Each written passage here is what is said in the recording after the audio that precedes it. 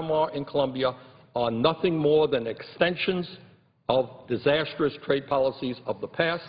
They should be defeated. We should come together and develop new approaches to trade which benefit all of our people and not just CEOs of multinational corporations. And with that, Mr. President, I would yield the floor and note the absence of quorum. The clerk will call the roll. Mr. Akaka.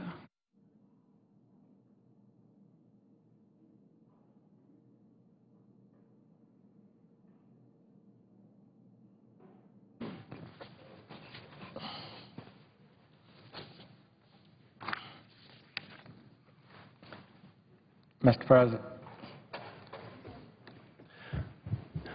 Senator from Arkansas, Alabama. Good guess. I'd ask that the quorum poll be without objection. Thank you.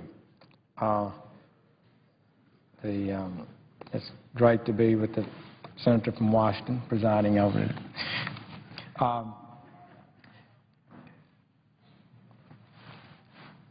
Senator Sanders is raising some questions about our trade policy. I do believe that we need to examine our trade policy more carefully. As I've said in the last few days, as I've supported a legislation that would curtail China's ability to manipulate its currency to gain a trade advantage over us, that we need to defend our legitimate interest as a nation, and that trade agreements are not a religious thing with me. I think some of the free traders, I accuse them of believing it's a religious thing, that whatever you do that furthers trade, even if we are at a disadvantage, somehow it's still better for us to sign these agreements. And that we should just do this and don't worry about it. Cancer will be cured, peace will occur in the world, and we'll all be better friends, and things will happen good. Well, things do tend to happen good when you have a trading relationship with a nation. I will support all three of these trade agreements, but I believe it's healthy to have senators to examine them and to make sure, are these really the kind of agreements that advance our national interest? Is this the kind of trading partner that we feel comfortable signing an agreement with? Will they honor it? And do we have prospects for improved trade over the years that could help both of our countries? Because any business that does business with another business presumes that it will be beneficial to them, and the other company that agreed to do business with this other company, they assume it's be good for them. And certainly, any kind of contract, any kind of agreement that's a legitimate agreement of value benefits both parties. And that is very achievable. And it can be achievable in the trade world. I believe that with regard to Colombia, with regard to South Korea and Panama, we have reason to believe that they will be good trading partners. Colombia is the longest democracy in South America, and they had to go for over a decade dealing with a narco-trafficking communist guerrilla force, and we were able to help them and help them defeat their enemy, and they've now they're prospering. They have elections. The Congress is doing a good job. They've honored their agreements, and the people of Colombia are positive about the people in the United States.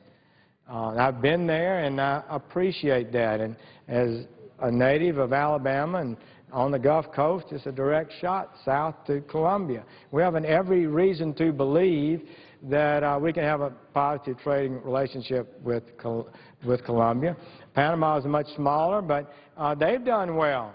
A lot of people doubted their ability to function successfully as a government. I think Panama has been doing very well, and they believe in trade and want to be trading partners, good partners, I think. Although all of these will have to be watched. And South Korea is one of our best allies in the world. We have huge amounts of soldiers there and basing in Korea. We do many things together. Korea has invested billions of dollars in the United States of America. The Hyundai plant that makes Sonata automobiles, one of the most popular automobiles in America today, is in Montgomery, Alabama. 3,000 workers, plus suppliers, additional suppliers throughout there. Many of these are Korean companies that have invested here in hiring Alabamians, Americans, to work in their plant. And they do this around the country. And they're honorable. They sign agreements, and you can expect them as well as or better than most nations to adhere to it. They're disciplined people, and their integrity, and they're smart and well-educated, and allies, strategic allies. So in each one of these agreements, it's my best judgment that it will be beneficial to us. For example, with regard to Colombia, under the Andean Trade Agreement, basically they can import products into the United States with no duty for the most part, but this agreement is critical to them reducing their tariffs on the products that we ship to Colombia. And Colombia buys a lot of our products. Now, they're one of the best customers we have in all of South America. They have a positive view of the United States, and I have a very positive view of Colombia. So I guess my thoughts on these treaties would be this. Yes, I think in each one of these, the agreements have been negotiated sufficiently well to ensure that we'll have a beneficial relationship. It'll help us be more economically strong than we would be if we did not have these agreements. We're in a world economy. It makes no sense to me to think that we can just build a wall around the United States and stop trade from occurring. That does not make sense to me. But I do believe that each and every trade agreement has to be carefully considered. We need to be sure that we have the mechanisms in place to assure those with whom we agree to trade will follow a fair trade. They will follow the terms of the contract and otherwise follow the requirements of a decent trading partner. I believe all three of these companies will do that. I think all three of these countries represent decent governments. All three of these countries are allies of the United States. And with regard to all three of these countries, I believe that the signing of these treaties will enhance our economic vitality and will be good for us. I would suggest, however, that it's not going to be an overnight boom. Trading is a two-way street. We will have economic advantage, and that's sufficient to me. And a lot of it will be felt over decades. It has been said by someone, I see my friend Senator McCain here, you probably can remember who said it, there's never been a war between two countries, both of which have a McDonald's. Now, I don't know if that's accurate anymore or not, but most of the wars we get into are countries that are isolated, backward, don't have connections to the outer world, they're insular, and trade can reduce the chance of war and hostile relations between nations, and it can build positive relations. So from that point of view, Mr. President, I think these are trade agreements that I can support. I believe my colleagues, if they analyze them, will reach the same. We are showing substantial increases in our exports to all three of these, and I do believe our exports would increase more with these agreements if they were ratified. I thank the Chair and will yield the floor. Senator from Arizona.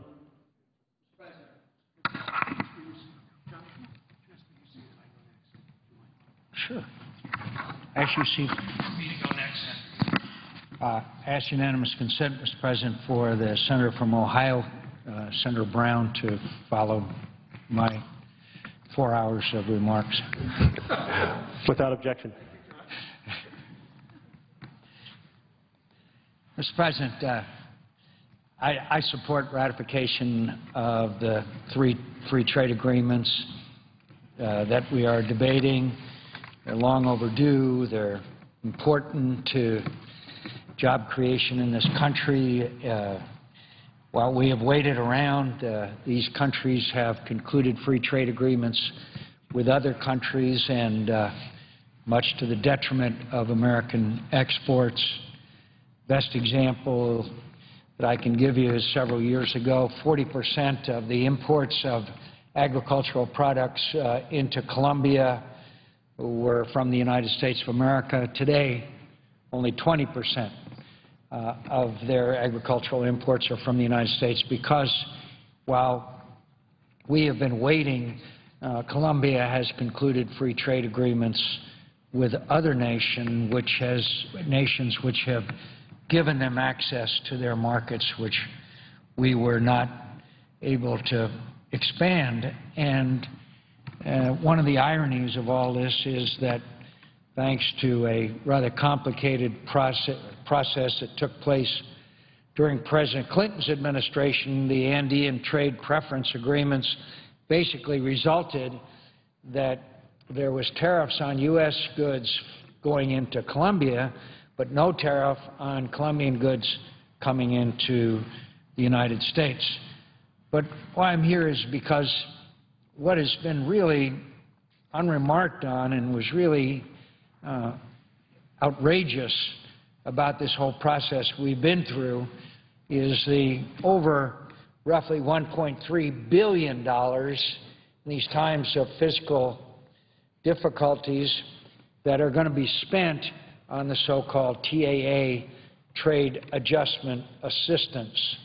I'd like to remind my colleagues that the TAA was adopted in order to satisfy many of the concerns of labor and others at the time of the passage of other free trade agreements. And like other government programs, it has grown and grown and grown and grown. Spending on the trade adjustment assistance. By the way, this is supposed to be for individuals, and originally at least, individuals who's lost their jobs as a result of jobs going to the country which free trade agreements were entered into. So in 2006, it was $735 million, 2007, $779, and 2008, $791 million.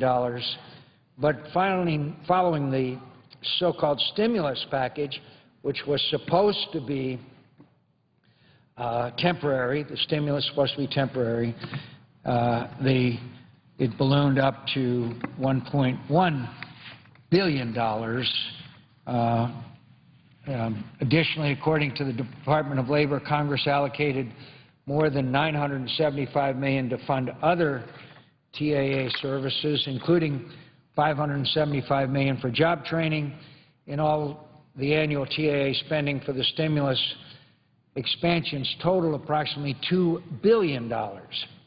And 3 weeks ago, the Congress passed an agreement to reauthorize TAA through 2014.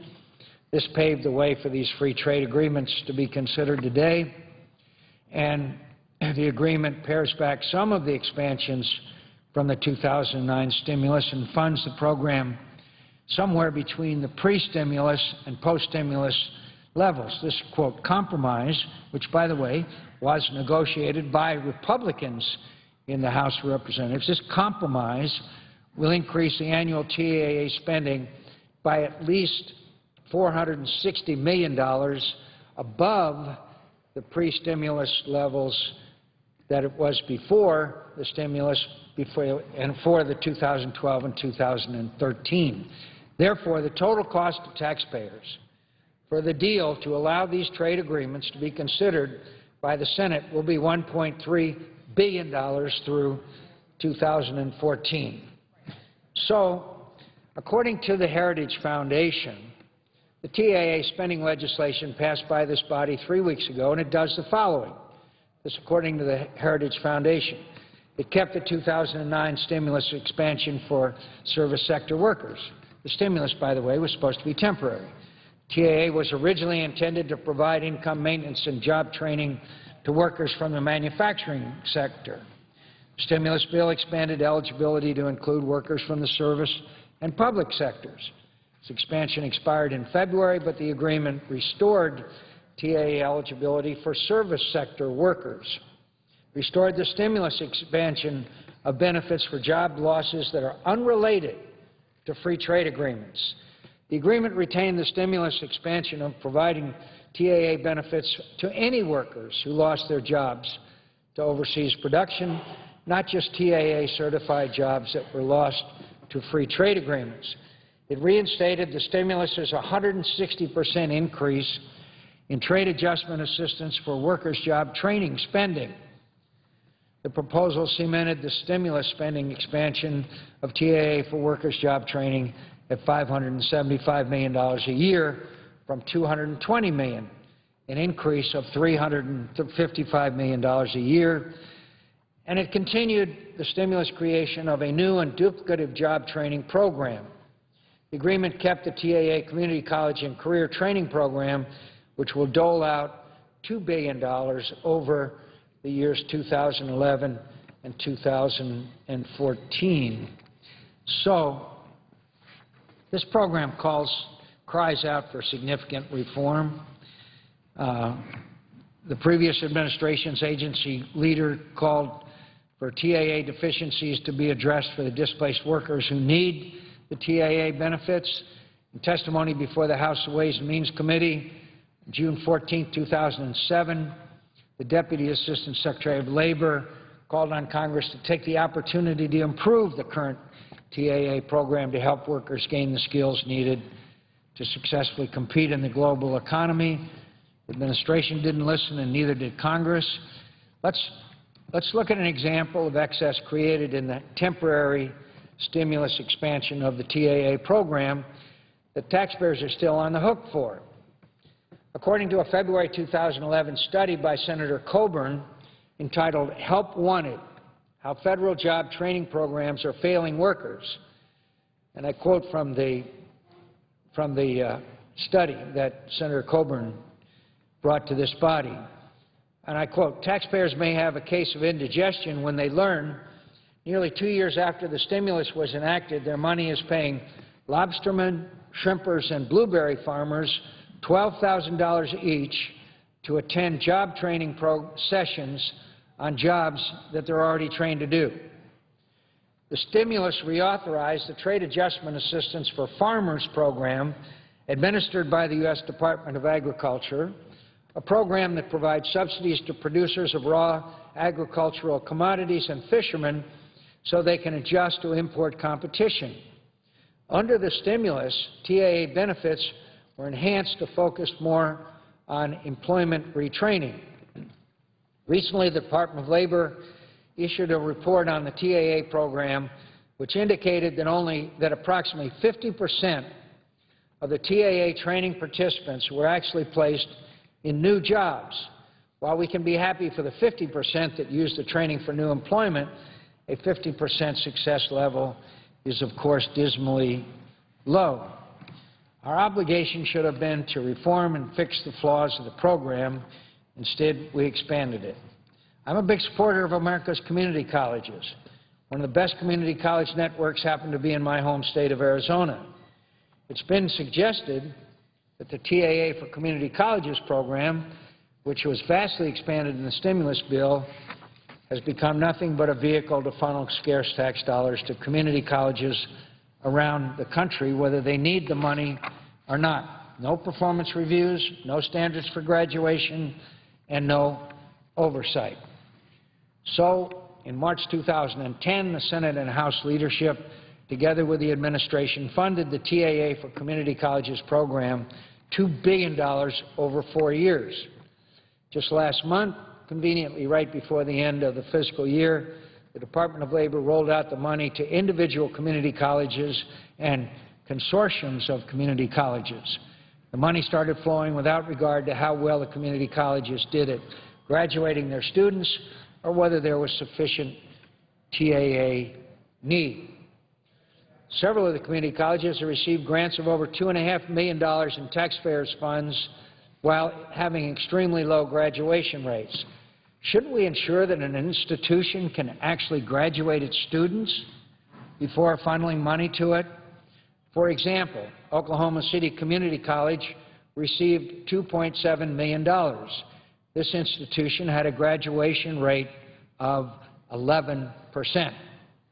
If there was any doubt that the administration was using this program to funnel money to community colleges without regard to need or their ability to help dislocated workers receive training, let me just read from the Department of Labor grant announcement issued last week. Quote, "The following is a list of the entities in each state that will be receiving funding. The Department of Labor's Employment and Training Administration is continuing to work with these institutions to develop final performance operating and spending plans." Earlier this year, the GAO released a study entitled Multiple Training and Employment Programs, providing information on co-locating services and consolidating administrative structures could promote efficiencies. Here's what the GAO reported on federal employment and retraining programs, including trade adjustment assistance. And I quote, "Based on our survey of agency officials, we determined that only 5 of the 47 programs have had impact studies that assess whether the program is responsible for improved employment outcomes. The 5 impact studies generally found that the effects of participation were not consistent across programs, with only some demonstrating positive impacts that tended to be small, inconclusive, or restricted to short-term impacts." So what are we doing? We're going to spend at least $1.3 billion, part of it on programs that clearly the General Government Accountability Office says that have not been productive in any way, and that they are small, inconclusive, or restricted to short-term impacts. There are a lot of questions about the TAA program. Does the TAA program provide overly generous benefits to a narrow population? According to analysis from the Heritage Foundation based on statistics from the Bureau of Labor Statistics, in the third quarter of fiscal year 2009, only 1% of mass layoffs were a result of import competition of overseas relocation. Is there evidence that TAA benefits and training help increase participants' earnings? An analysis of Professor Kara M. Reynolds of American University found, quote, "little evidence that it helps displaced workers find new, well-paying employment opportunities. In fact, TAA participants experienced a wage loss of 10%. Same study found that in fiscal year 2007, the federal government appropriated $855.1 million to TAA programs. Of this amount, funding for training programs accounted for only 25%. In 2007, the Office of Management and Budget rated the TAA programs as, quote, ineffective. The OMB found that the TAA program fails to use tax dollars effectively because, among other reasons, the program has failed to demonstrate the cost-effectiveness of achieving its goals. Let me close by reminding my colleagues how we got to our current predicament. It's mid-October of 2011, 2.5 years since President Obama took office, and we're just now considering these important trade agreements that were finalized half a decade ago, all because of the White House's insistence on making a temporary stimulus program, the dubious extension of TAA, into a permanent domestic spending program. This is how George Will summed it up, writing in the Washington Post on June 8, 2011, and I quote, "President Obama is sacrificing economic growth and job creation in order to placate organized labor. And as the crisis of the welfare state deepens, he's trying to enlarge the entitlement system and exacerbate the entitlement mentality. On May 4th, the administration announced that at last it was ready to proceed with congressional ratification of the agreements. On May 16th, however, it announced it would not send them until Congress expands an entitlement program favored by unions.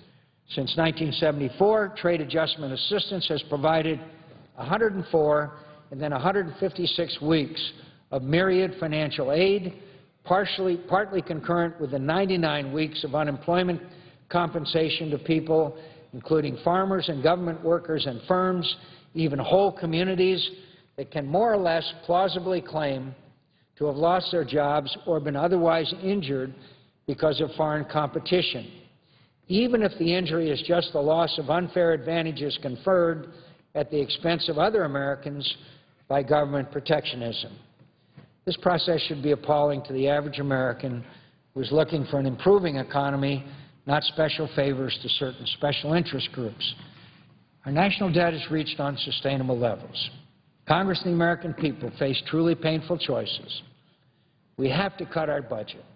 At a time when some are even considering enormous and dangerous cuts to our defense spending as a way to get our fiscal house in order, we shouldn't be throwing more and more scarce money at a federal program that, as the GAO points out, is duplicative and possibly ineffective. And, Mr. President, there's guilt on both sides of the aisle for the extension of this program. It has not had proper scrutiny. It has not had proper oversight. The studies that have been done have shown that it's practically useless or certainly not useful and ineffective. And now, as a price for these free trade agreements, which I strongly support, we will be laying another $2 billion bill on the taxpayers of America. Unfortunate. Mr. President, I yield the floor. Mr. President. The senator from Ohio. Thank you, Mr. President. I'd like to speak in opposition to these three pending free trade agreements. The bills look like they're about this size. These are the actual implementing of the three free trade agreements. But one of the bills, and not the largest one, the one, in fact, of the three countries we are probably today passing trade agreements with, Colombia, Colombia, South Korea, and Panama. The smallest by far in terms of its economy is Panama. And this is the agreement, this is the trade agreement with Panama. Now, I remember all these conservative talk radio people saying, have you read the bill? Have you read the bill? Have you read the bill? Every time it's a bill they don't agree with, they ask, you read the bill? Now, this isn't just to eliminate the tariffs that we have with the Republic of Panama. If these agreements were about eliminating tariffs with labor standards, and I know that the presiding officer from Oregon shares that view about labor standards, if these agreements were about eliminating tariffs and labor standards, they'd be about this big, Mr. President. They wouldn't be anything like this. But these are chock full of special interest deals. It's what this body always does. The North American Free Trade Agreement with Canada and Mexico. The PNTR with China, different kind of situation, but leading to even more problems. The Central American Free Trade Agreement with 6 countries in Central America and the Dominican Republic. Rules that help the drug companies, rules that help the insurance companies, special interest provisions that help the banks, special interest provisions that undermine public health, that undermine safety. That's what these free trade agreements are about. And I get it, Mr. President. I get it that this is greased. I get it that this will pass with overwhelming numbers. I get it that this White House is only this much better than the last White House in pushing for these trade agreements. These are Bush trade agreements, Korea, Colombia, and in Panama. President Obama inherited them, but he doesn't get off the hook because he has improved these slightly. Got a little bit of an improvement with Korea, so a few more American cars can be sold into Korea. Nothing like the number of Korean cars that can be sold in the United States, because we didn't want to be that tough when we negotiated. So we just made slight changes. This president made slight changes, and I've seen this I was in the House for 14 years. My first term in the Senate, I've seen this kind of game played by administration after administration. This is technically my 4th administration I've worked with, 3rd at some length, and I have seen this over and over and over again. And, Mr. President, when these trade agreements come forward, every president says this is going to create tens of thousands of jobs. NAFTA was going to create 200,000 jobs almost immediately, the Bush administration, first Bush administration said. The Clinton administration said, yeah, that's right. It's going to create more or less 200,000 jobs immediately. You know what it's created? It's created a loss, a negative 600,000 jobs under the North American Free Trade Agreement. We gain some jobs, we lose some jobs, but the net is always lost jobs. And how many times is this administration going to come forward, and how many times are we going to believe them? Fool me once, shame on me. Fool me twice. Fool me once, shame on you. Fool me twice, shame on me. In this body continues, as the House of Representatives does. They're a little smarter in the House. They don't pass these with quite the same numbers in the overwhelming margins, but they continue to do the same thing over and over and over again. The American public doesn't like these trade agreements. The American public, in large numbers under poll after poll after poll, the American public doesn't like NAFTA, doesn't like CAFTA, doesn't like PNTR with China. Why do you think last night, finally, this body stood up? 63 members of the Senate, almost 20 of them were Republicans, voted to finally stand up on currency and try to create a level playing field in our trade with China. But we don't do it on these other trade agreements. With the lobbying efforts on NAFTA, on CAFTA, on PNTR with China, on the Panama trade agreement, on the Colombia trade agreement, on the Korea trade agreement, the lobbying is overwhelming. Special interest groups line up because they are so excited about passing these trade agreements. And in the end, we lose jobs every single time. When I came to the Congress 20 years ago, we had a trade surplus with Mexico, and if I recall, a small trade deficit with Canada. That means we sold more to Mexico than we bought from them. We bought more from Canada than we sold to them. Today, it's tens of billions of dollars trade deficit we have trilaterally with those two countries. The China trade deficit, 10 years ago when China got into the World Trade Organization because we passed PNTR in part, that's part of the reason they got in, our trade deficit with China was something like $80 billion. Today, it's almost $300 billion, more than 3 times the trade deficit with China. So our answer is, let's do more of it. So China undercuts our manufacturing. NAFTA takes away American jobs. CAFTA cost us jobs. Yet the geniuses around here, the people that, and the majority leader has been wonderful in this, opposing trade agreement after trade agreement because he gets it. The geniuses around this place, in the White House, in the House leadership, in some of the Senate leadership, Senate Republican leadership, and far too many of my colleagues on my side of the aisle, the geniuses around here say, let's pass more trade agreements because it's working. Give me one other issue, Mr. President, where people in this body, en masse, in huge numbers say, you know, this trade policy isn't working, so let's try more of it. And that's exactly what we've done. We continue to pass trade agreements that look a lot like NAFTA. We continue to pass trade agreements that get us in this situation that cost us jobs. Now, Mr. President, I'm for more trade. Like most Americans, I want to see us trade more with other countries.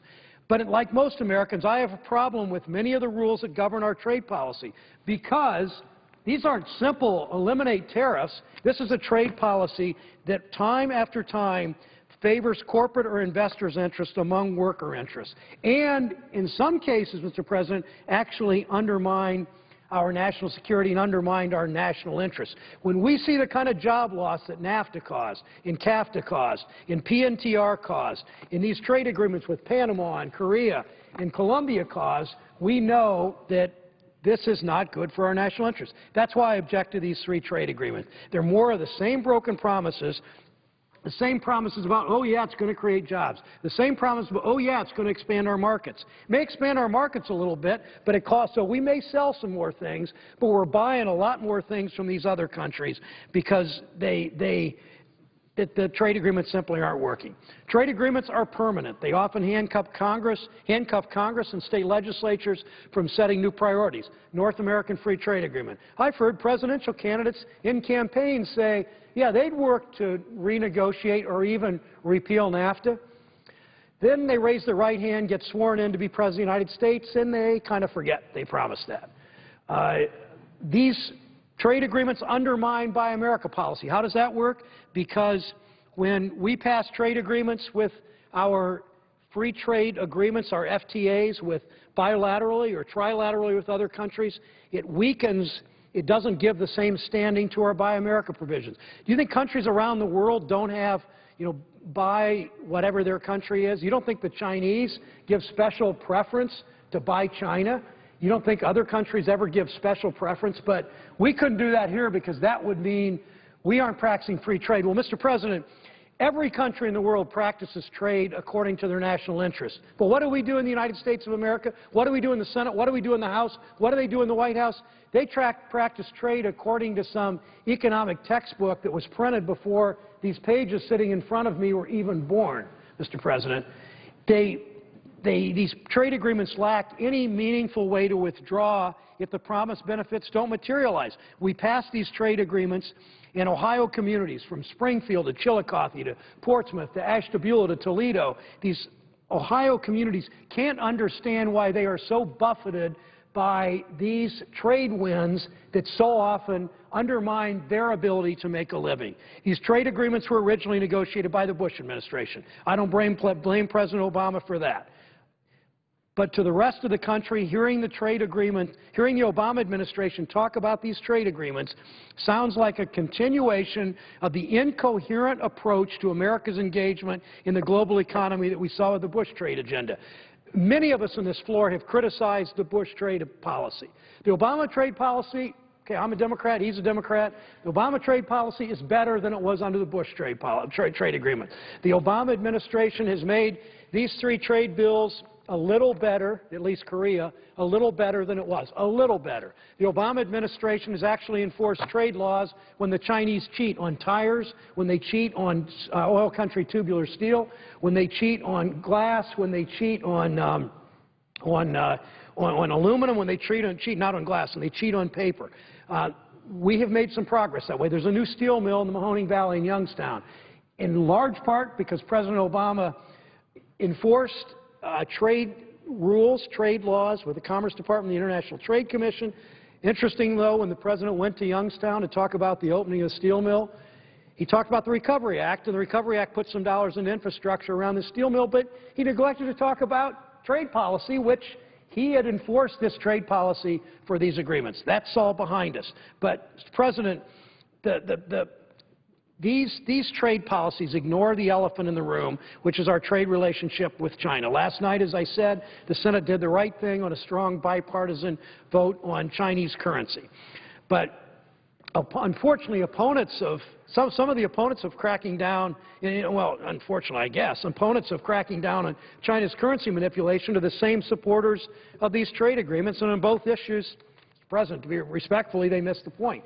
People have heard the same promises from NAFTA and CAFTA and Chinese PNTR. China PNTR. Businesses promise more jobs from increased exports.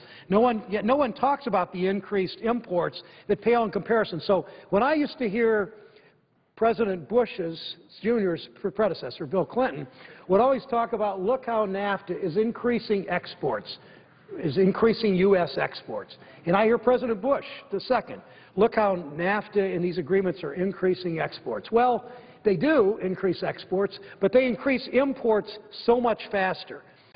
And it was President Bush who said some years ago, President Bush the first, that for every $1 billion of trade, either surplus or deficit, it translated into 13,000 jobs. I don't know if that number is exactly correct. It probably is a little less than that now with inflation of what a job is worth in dollars. But if $1 billion in trade surplus creates 13,000 jobs, that means $1 billion in trade deficits costs us 13,000 jobs. So when I hear people say, oh, these trade agreements, they're increasing exports, you got to tell the whole story. It's like a sports reporter on the 11 o'clock news reading the baseball scores and say, well, the Yankees scored 7 runs tonight. Well, that means maybe they won. Well, it turns out the Indians scored 9.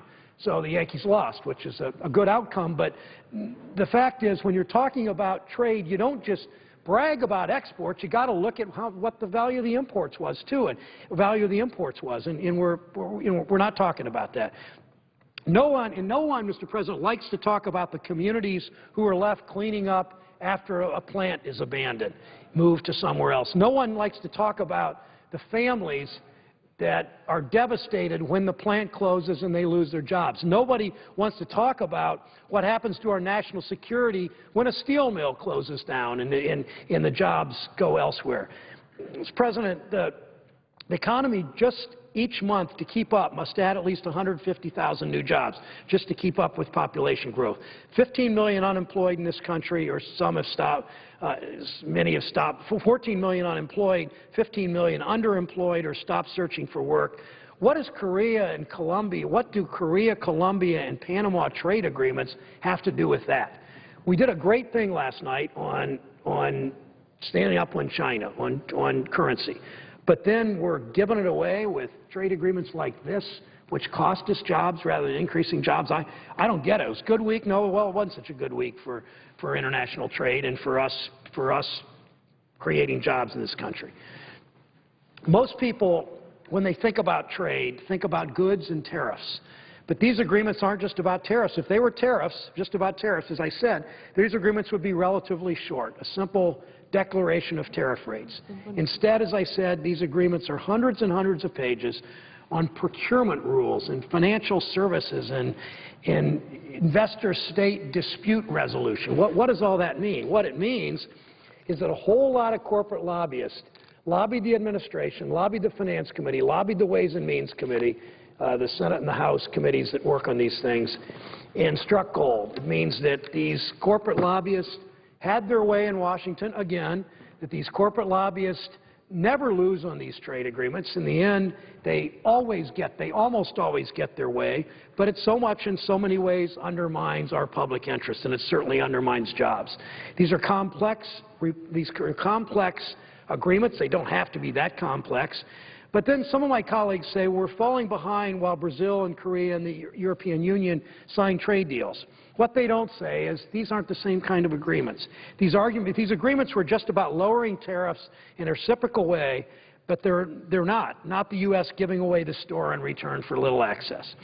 If these agreements were just about tariffs, as I said earlier, and strong labor standards, probably have a voice vote and would have passed them already.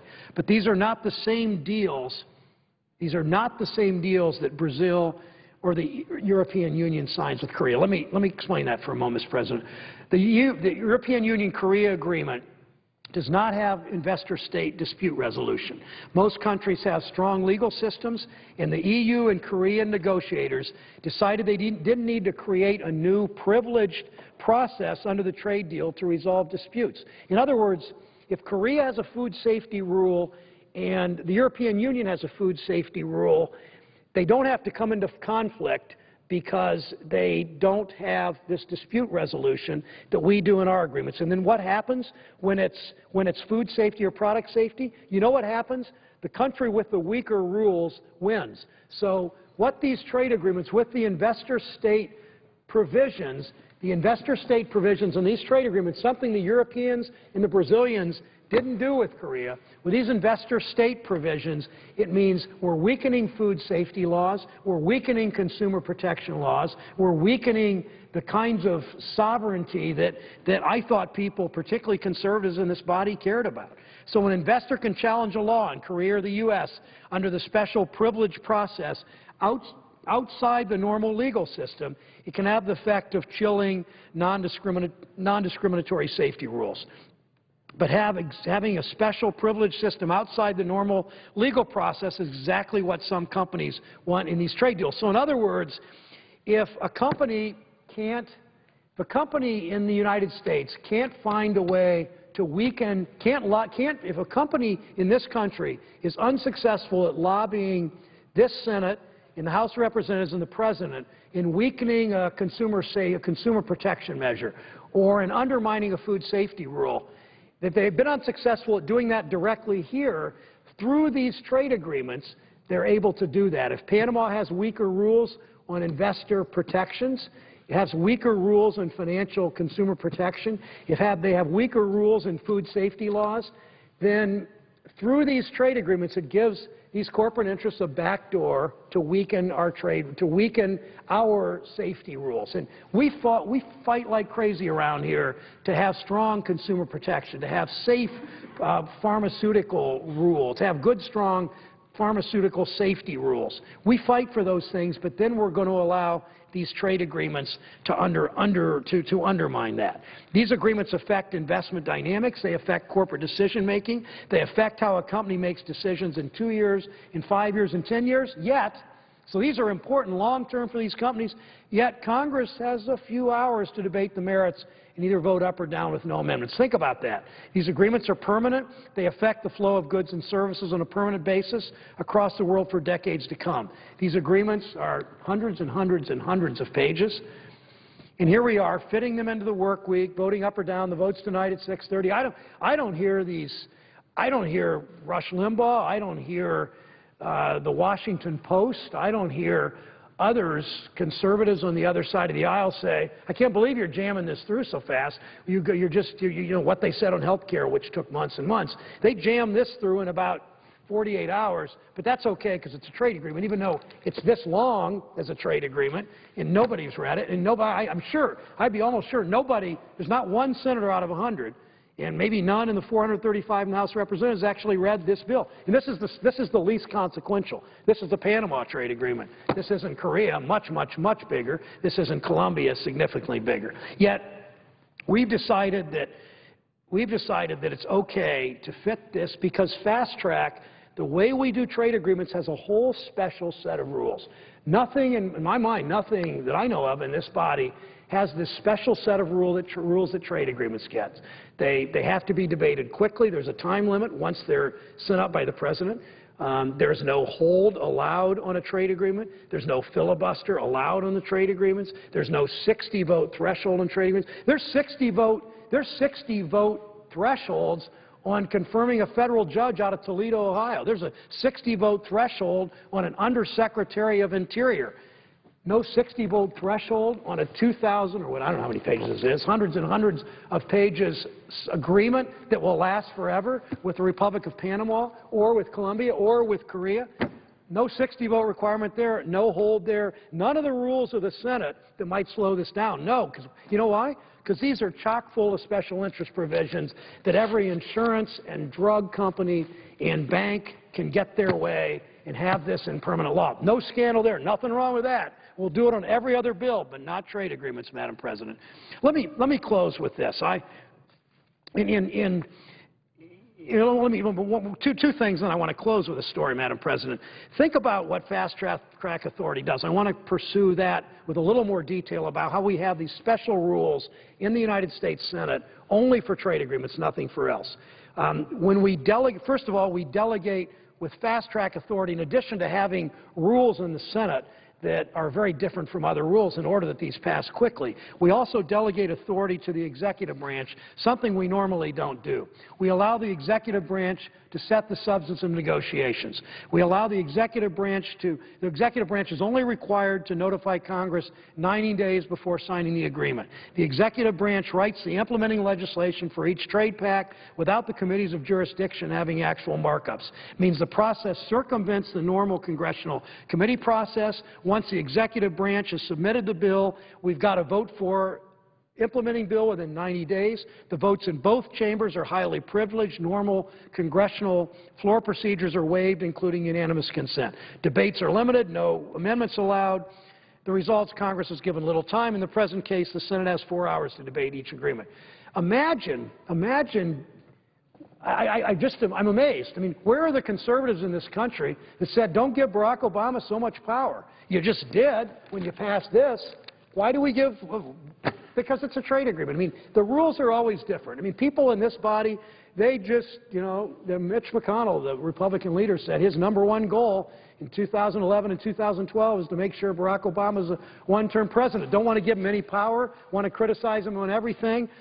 Well, except, Mr. President, we'd like to give you all these special, you do whatever you want on this special trade agreement. I mean, just the hypocrisy here on trade is just beyond belief that I don't really get. Mr. President, let me close with a story, Madam President, that I think may tell the story about the importance of how we practice trade around the world.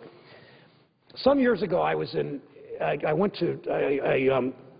a car, flew into South Texas, my own expense, rented a car, and with 2 friends crossed the Mexican border, across the Texas-Mexican border, Just to follow up on what had happened with NAFTA. This was the mid-late 1990s. Wanted to see how NAFTA was working out for the U.S. and Mexico along the border where there were so many manufacturing plants.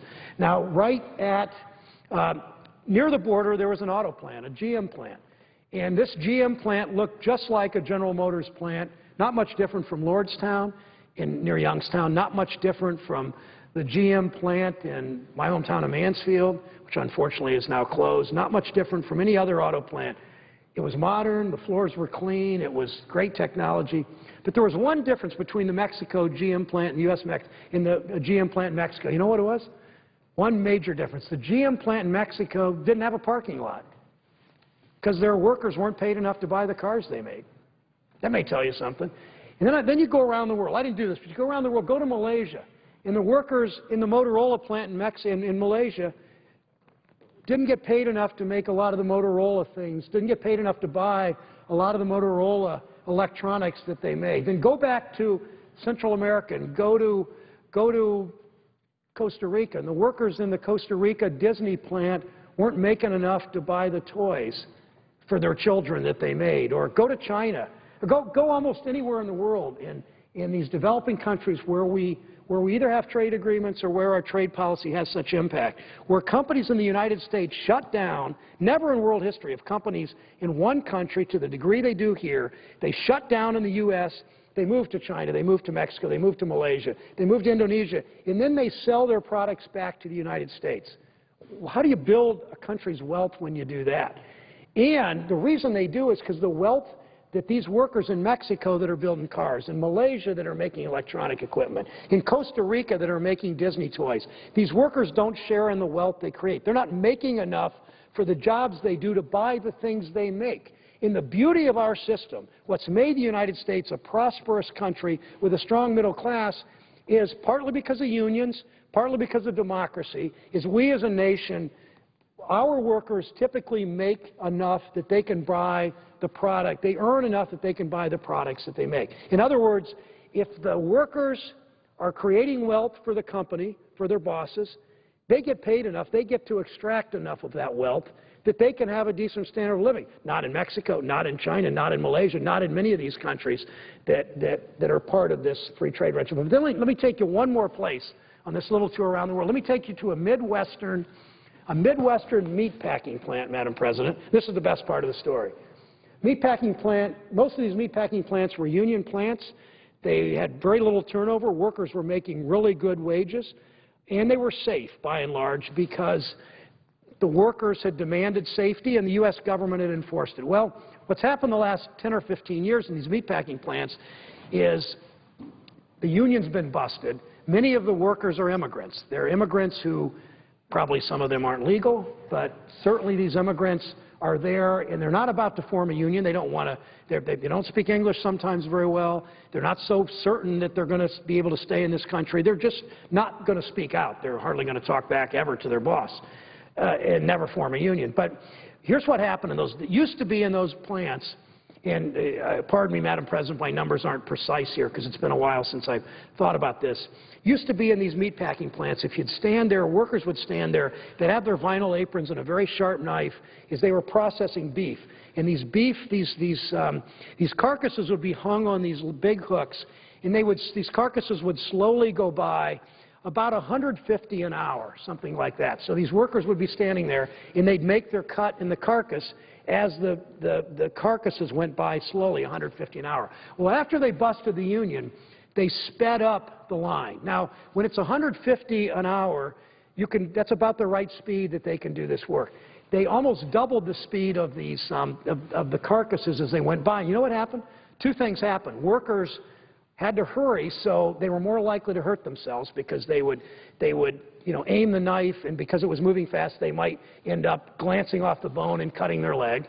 And the other thing that happened is workers were much more likely to drop their knives and quickly pick them up, wipe them off on their apron, and go back to work. Well, here's the interesting thing. On Thursdays, the line had sped up to 300 more or less an hour. On Thursdays, they slowed the line back. You know why? Because Thursdays were the day, that was the day that these meatpacking companies were shipping those carcasses, that processed meat, to Europe, and Europe has higher food safety standards than the United States does. So these workers could work really fast. If they dropped the knife and wiped it off, the meat might get a little contaminated. That's okay for U.S. food safety standards, but the Europeans, who had stronger food safety standards, said, we're not buying your beef unless you slow the line down, unless you make it safer. That's what globalization can be, Madam President. It's not just workers in Mexico can't buy the cars. It's not just Motorola workers in Malaysia or Disney workers in Costa Rica can't buy the products they make. It also undermines our food safety. It undermines drug safety. It undermines consumer protections. These agreements, they're not really trade agreements. They're really special interests. They're special interest laws that really never see the light of day because of the peculiar rules of the United States Senate. Madam President, we should be ashamed of ourselves for passing these agreements, period, and especially passing them under these provisions. I hope the administration learns something from this. I hope the administration decides on these trade agreements instead of being on the side of the largest corporations in the country and in the world, which don't always look out for American interests. I hope the administration and the members of the House and Senate will decide they want to be on the side of American families, American communities, of American workers, of American small companies that make stuff and want to sell it all over the world. Madam President, I yield the floor. I suggest the absence of a quorum. The clerk will call the roll. Mr. Akaka.